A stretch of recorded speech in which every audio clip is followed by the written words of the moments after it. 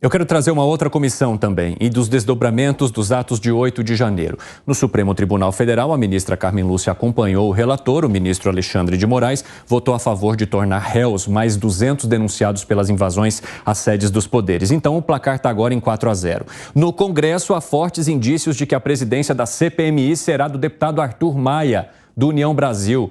Quem está brigando pela relatoria? Renan Calheiros, mais uma vez. Só que Renan Calheiros não está tendo muito apoio ali nem das bancadas e tem a rusga também com o presidente da Câmara, Arthur Lira. A gente está falando de uma comissão mista.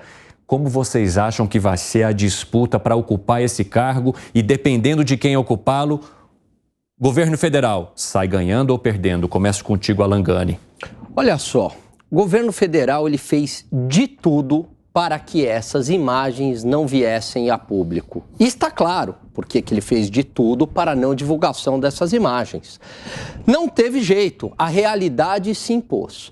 Fez de tudo também para a não formação dessa CPI, inclusive com a volta lá do toma lá da cá. Não teve jeito, ao olharmos as imagens, a realidade se impôs. Agora, o que o governo federal tenta fazer? Instrumentalizar essa CPI, colocando o seu pessoal ali justamente para a CPI não dar em nada. Evidentemente que CPI não tem um poder punitivo, apresenta-se um relatório, mas esse relatório vai ser encaminhado à Justiça, ao Ministério Público, e ele pode ser muito robusto. A relatoria de uma CPI é algo crucial e deve ficar na mão de um deputado ou de um senador da oposição justamente para não ser instrumentalizado. Nós temos a apuração de que nomes como Omar Aziz e Eduardo Braga seriam bem cotados para serem relatores aí dessa CPMI. Só que, segundo essas apurações, eles estariam ali meio que, olha, eu acho que eu não vou querer assumir essa bucha não, Fábio Piperno. Na verdade, o Renan Calheiros seria um nome ruim para isso, porque o Renan Calheiros certamente vai abrir uma situação de extrema rivalidade com o presidente da Câmara, Arthur Lira. Eles são rivais em Alagoas, sabe? Aliás, eles são arquirrivais, inimigos políticos. Então, tudo que o governo não quer agora é exatamente um confronto com o Arthur Lira. Volta na questão que eu disse há pouco. O governo precisa de muitos votos para aprovar um monte de coisa. E depende de Arthur Lira para isso. Arthur Lira cada vez mais empoderado. Agora, o governo tem outras alternativas que não Renan Calheiros.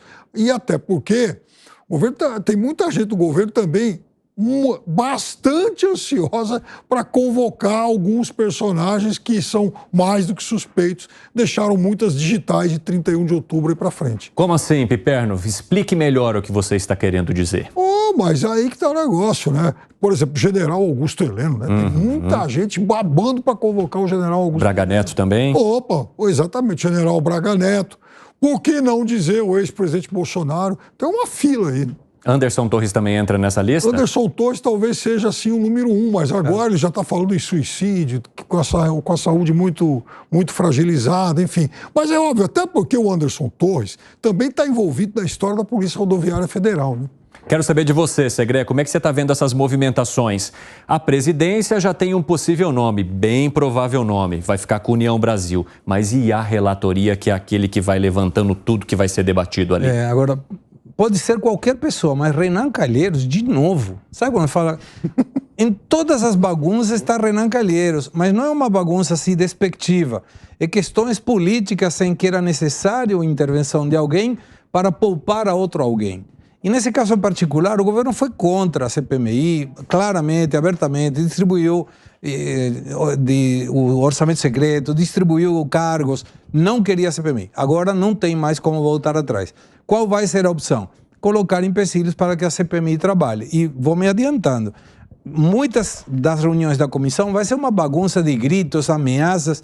Está claro que vai ser assim, mas pelo amor de Deus, não Renan Calheiros. Quero saber de vocês como é que vai ficar a oposição nessa CPMI, porque no Senado ela já estaria um pouco enfraquecida em relação àquela maioria que hoje tem ali o apoio a Lula. No Congresso, Lula está tentando angariar cada vez mais esses blocões, principalmente o de Arthur Lira. A oposição vai ficando um pouco isolada. Na CPMI ela se isolaria também, Alan Gani? Isso é um risco, né? O que é bastante importante, pelo menos, ter algum espaço na nas comissões ali formadas, nos grupos de trabalho, e tentar brigar, pelo menos, ou pela presidência e principalmente pela relatoria, que é o que mais influencia aí numa CPI. A gente precisa de uma resposta do porquê que o governo federal tinha informações de que haveria uma invasão, nada fez e, pelo contrário, o ministro Gonçalves Dias passeava ali como se estivesse passeando no museu e os seguranças apontando o caminho para os manifestantes. Nós precisamos de uma resposta da verdade nessa CPMI. O GSI interino já está fazendo algumas trocas ali, várias inclusive. Isso pode já servir de algum alento para aqueles que estão tentando compor a força do governo federal contra essa CPMI, hein, Piperno?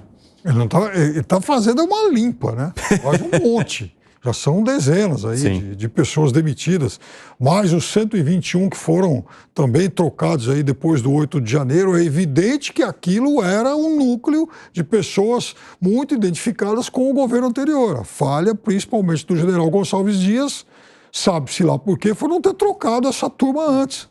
Então, o general Gonçalves Dias, ele deve sim respostas melhores. Perdeu o emprego, é verdade, vive aí uma situação quase que de execração aí dos dois lados, ele que se explique por que que as pessoas identificadas com o governo anterior estavam trabalhando com ele, por que ele fez com que o governo dormisse com o inimigo durante tanto tempo. Segre, quero saber de você como é que fica a oposição e como é que você vê também essa movimentação do GSI antes mesmo do início dessa CPMI. O governo tem que deixar os egos de lado e focar na questão que interessa, que é ter uma CPMI coerente, responsável e séria. E eu espero, inclusive, que os horários das reuniões da CPMI não sejam no mesmo horário que a 3 em 1, porque senão vai ter muita gente assistindo na TV Senado, na TV Câmara. Isso, para mim, é o ponto mais importante desse ano, nesse momento. E aí tem uma diferença muito grande, o pensamento de simpatizantes de esquerda com direita. Eu não sou de esquerda, todo mundo sabe disso. Mas eu quero a verdade. E se tem pessoas que foram do governo anterior e participaram da forma que seja nessa situação, eles devem ser punidos.